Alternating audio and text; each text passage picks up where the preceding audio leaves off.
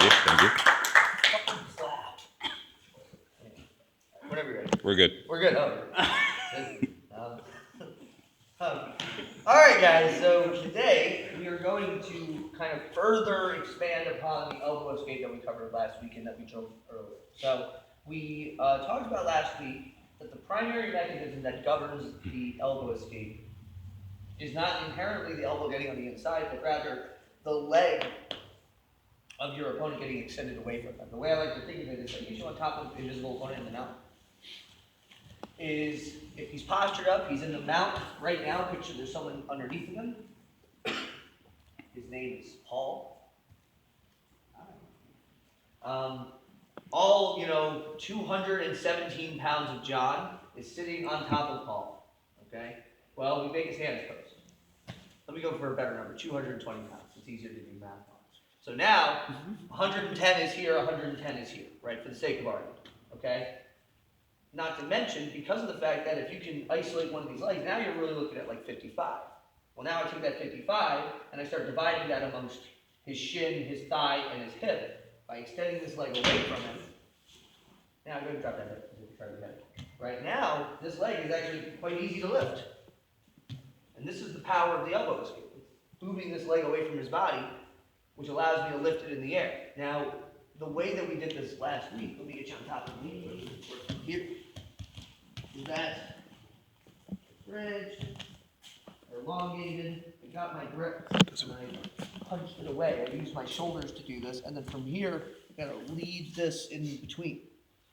So what we kind of used is, could you push your hands just over here? Obviously, it's not accurate, but just so I can kind of talk to the group, right? Is that I can utilize my body to extend the leg, and I also am going to utilize the momentum of that movement to get it in the air. Does that make sense, guys? I'm kind of using sort of a punch and a lift to get the leg up. Now, today, though, we're going to talk about kind of the more classical elbow escape and some of the mechanical priorities we want with this and some of the things that I think,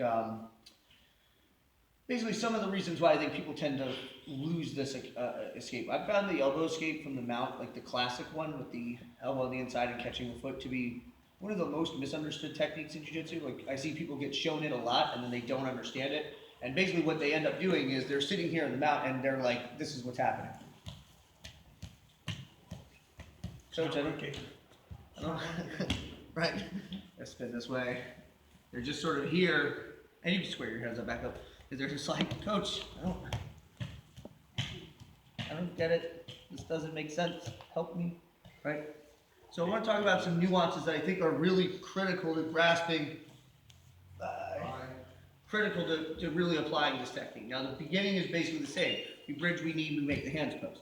What I want to do is I need to kind of get on my side a little. But we have a problem if I get on my side. If I just fold my arms like I'm cool and I get on my side, my back is exposed. So he slides up and he takes me back. Son of a bitch. Go back. I cannot get on my side from the mount without exposing my back a little. So if I'm going to do that, I have to put something in the way that would make it difficult for him to circle behind me. What I'm going to utilize is my elbow. And so what I would like is for my top frame to basically go across the hip line. One hand poking out. So can you raise your hands to the ceiling? Like hallelujah is the highest praise. Fingertips coming out one end, elbow coming out the other. So let's say I bridge, make the hands post. I find this frame, and then we'll talk about getting on our side mechanically in a second. But once I get on my side, now this elbow's kind of in the way. So if he goes to circle behind me, keep going. Keep spinning. Keep spinning. Take him back. This elbow frames him out.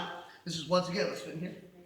This sort of recurring theme that we've gone into this whole semester, talking about using bone structure. If I try to stop him from taking my back by using muscle and effort, that's not reliable against a wide array of people. But if I put bone structure between us, he's not going to necessarily collapse this, unless he collapses it catastrophically, in which case, I don't know, go to a doctor probably. That would be my suggestion. So we got now.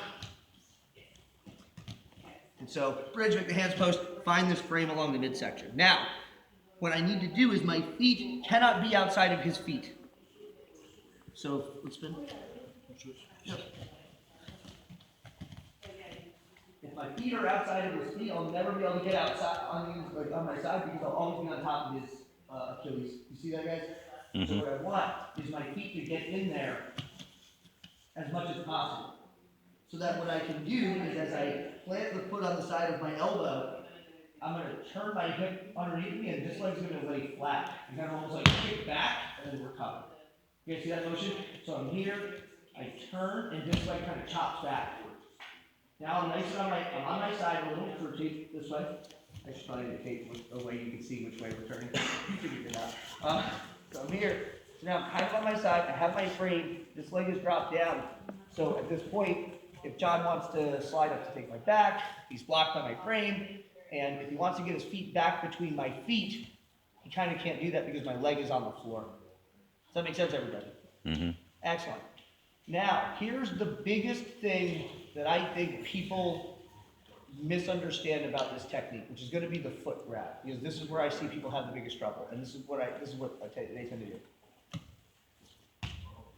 Coach, can't pick up his foot. Okay, let me chop into this moment. Let me explain a very basic principle to you guys. And there's going to be people, good people, people who know what they're talking about, who are going to tell you something that adamantly disputes what I'm about to tell you. I'm going to tell you that they're wrong and I'm right, and they should shut the fuck up. Excuse my language. I was kidding. That's a joke. They are allowed to their opinions as well.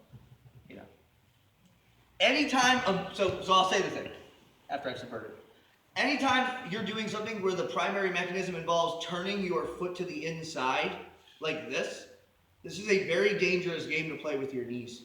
Okay? Your knees are not designed to do this. This is not the function of the knee. That is the hip turning, and then you putting strain on the outside and compressing the inside. Okay? So all this rubber guarding stuff and all this is very bad for your anatomy. When I get on my side, if I take this, like imagine that there was a 150-pound weight over here, and you tied a rope to my ankle and you said, drag that weight here. Do you really think I would be able to move it from this, doing this motion? That's not very strong, right? What I want is instead, I'm going to move my knee forward as if I were running. So essentially, the thing to think about is, I don't want my knee closer to the destination than my foot. My foot closer to the destination than my knee. I want my knee closer to the destination than my foot. So I'm here, and instead of going like this, I'm going like this. You see what I'm talking about? My knee should actually kind of hit them in the butt. So I'm here, and his opponent, right? Get the feet between their feet, frame the midsection, plant, chop back, and then knee up. So you guys see how it's like, I'm not compromising my knee structure, everything's in a straight line. And then it's my heel that's going to catch their Achilles and drag it over my bottom leg as my bottom leg chops up. So you grab it? So over here, I bridge, boom, frame, plant, pivot, elbow finds the inside. And I'm not even that stressed about this quite yet, but that's pretty much what we're doing here. Knee goes up high and drags it over as the bottom leg gives counter resistance. Because do me a favor, keep that leg, put that foot on the floor again. If I just try to lift it up, it can be kind of unruly. I'll show this. Actually, let's rotate. Damn it. If I'm down here and I'm just trying to like scoop it up, I might hit some. I'll just keep kicking his foot. And eventually his ankle joint will wear out on a long enough time, and he'll be crippled. Now, I need to pull and slice forward. You guys see that? Mm-hmm. From here, I release to shove that knee in. I'm kind of floating. Drift, catch. Sure. Okay, so we go back. Let's do all that. Upper body's pretty basic. Y'all should pretty much have that. So watch the lower body again. So again, I'm here, he's posted up. So you pop it up. Bridge, catch. Foot should sweep, turn. You see that motion, guys? I'm not this. I'm this. Scoop and slice. Shave, collect. And then watch this leg. I gotta feed it to my inner leg. Sure. Punch down in the face. Let's see who has decent knees. Jeremy, can you grab You're the guy I grabbed for the decent knees? Yeah, that's terrible. Yeah. I know. 10:30 last year. Anyway, so, right, I know. So I bridge, make his hands post, boom, right, get my frame. I watch his foot sweep, guys. Move his ankle out of the way, turn. This like kind of chops backwards. From here, I don't do this. This is weak. I need counter pressure. Bottom leg slicing forward, top heel cutting back. You guys see that? Go back. Wedge the elbow down, open, guide, collect. Sure. So visible opponent, bridge, boom, frame, in, and kind of rush the foot. The knee goes up high, foot digs into the floor. I'm going here, like I'm running. Okay. Put a pin in that, we'll talk about that in a second. Boom, elbow, and I'm wedging down while I kind of gobble, and then I kind of guide the leg to this one while I pivot and stroke. Does that make sense? Sure. Yeah? Yes, sir. Everyone got that? Yes, sir. Everyone sleeping? Did I put everyone to sleep? Did that happen for the first time, the second time? Only the fourth time? Today. Today. Only the fourth time today? All right, let's start on working out. 1, 2, 3.